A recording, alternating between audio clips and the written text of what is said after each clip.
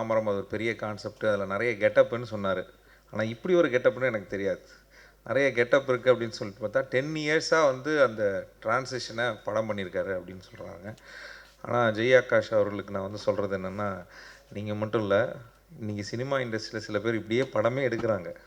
காசு வரும்போது கொஞ்சம் கொஞ்சமாக எடுக்கிறாங்க. நான் வந்து 4 வருஷம் நடித்த படம்லாம் உண்டு. சில பேர் கமிட் ஆகிட்டு அவங்களால முடியல, கொஞ்சம் லொக்கேஷன் இது இல்லை, வேறு ஒரு இஷ்யூஸ் ஆகிடுச்சு, அப்புறம் ப்ரொடியூசரே மாற்றிட்டோம் அப்படின்வாங்க. அப்புறம் இவர் தான் இப்போ ப்ரொடியூசர்னு இன்ட்ரடியூஸ் பண்ணுவாங்க.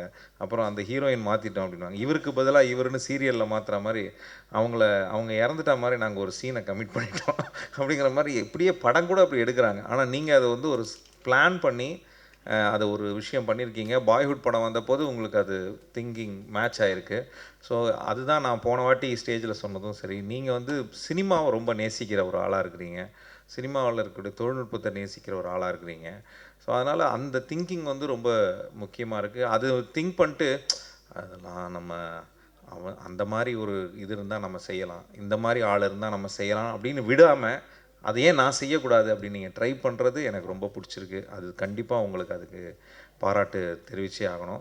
விடாமுயற்சியாக நீங்கள் எடுத்துக்கிற இந்த முயற்சி வந்து ஒவ்வொரு அட்டம்ப்ட்டும், அதுவும் ஒரே மாதிரி விஷயம் இல்லாமல், இது வந்து சிங்கிள் ஷாட் படம் பண்ணுறது, இல்லை இது வந்து டிலேடு ஃபில்ம் மேக்கிங் அப்படின்னு ஒரு லைஃப் டைம் ஃபில்ம் மேக்கிங்காக பண்ணுறது, இந்த மாதிரியான முயற்சிகள் நிறைய வச்சுருக்கீங்க. இது வந்து ரொம்ப ரொம்ப பாராட்டுக்குரியது. ஸோ அதனால் அது சிறுசாக இருக்குன்றது முக்கியம் இல்லை. அதாவது கடுகு சிறுசாக இருந்தாலும் காரம் பெருசு அப்படின்வாங்க. நீங்கள் சின்னதாக பண்ணுறதுன்றது, ஒரு சின்ன ஒரு டீம் ஆஃப் மக்களோட டெக்னீஷியன்ஸோட ஒர்க் பண்ணுறது முக்கியம் இல்லை. ஆனால் நான் மற்றவங்களோட வித்தியாசமாக பண்ணேன் அப்படிங்கிறது தான் முக்கியம். சில ஃபில்ம்ஸ் பார்த்திங்கன்னா ஸ்டீரியோ டைப்பிக் ஃபில்ம்ஸாக இருக்கும். ஹீரோயின்னா அவங்களோட கேரக்டரைசேஷன் இப்படி தான் இருக்கும். ஹீரோனா ஓப்பனிங் ஒரு சாங்கு, அதுக்கப்புறம் ஒரு ஸ்டண்ட்டு, அதுக்கப்புறம் வில்லன் இன்ட்ரடக்ஷன், அப்புறம் ஹீரோயின், அப்புறம் கிளைமேக்ஸ் ஃபைட்டு. இந்த ஃபார்முலாலாம் இன்னும் பல படங்களில் மாறவே இல்லை. ஆனால் அப்படி இல்லாமல் நீங்கள் புதுசாக ஏதோ ட்ரை பண்ணுறீங்கன்றது எனக்கு ரொம்ப ரொம்ப பிடிச்சிருக்கு. அந்த அந்த பிடிச்ச அந்த நபரோட நமக்கு நட்பு இருக்குன்றதுல இன்னொரு சந்தோஷம் அதிகமாக இருக்குது. ஸோ அடுத்த முயற்சி இன்னொரு ஒரு புது எதாவது வச்சுருப்பீங்க ஐடியா, இன்னும் 2 3 ஐடியா மைண்டில் வச்சுருப்பீங்க. அது இப்போ பார்த்திபன் சார் சொல்லுவார், அவர் ஒரு பெரிய ஒரு பெட்டி மாதிரி ஒன்று வச்சு பூட்டி வச்சுருப்பார். நிஜமாகவே அந்த கஜானா மாதிரி ஒரு பெட்டி இருக்கும்.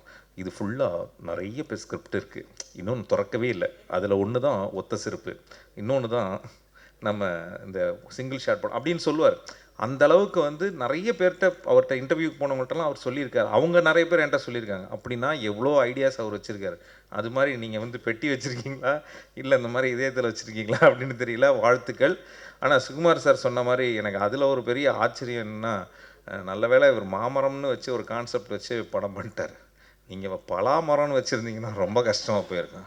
எத்தனை பழத்தை அந்த ஹீரோயின் சாப்பிட்டு அந்த கொட்டையெல்லாம் பல மரங்களாக வந்து, அப்புறம் அந்த ஹீரோ எல்லா மரத்துக்கிட்டையும் போய் உட்காந்து ஒரு புல்டோசரை தடுக்கலாம் இல்லை, ரொம்ப டஃப்பாக போயிருக்கும். அதனால் மாமரம்ங்கிறது ஒரு ஈஸியான பெஸ்ட்டான கான்செப்டாக அமைஞ்சுது.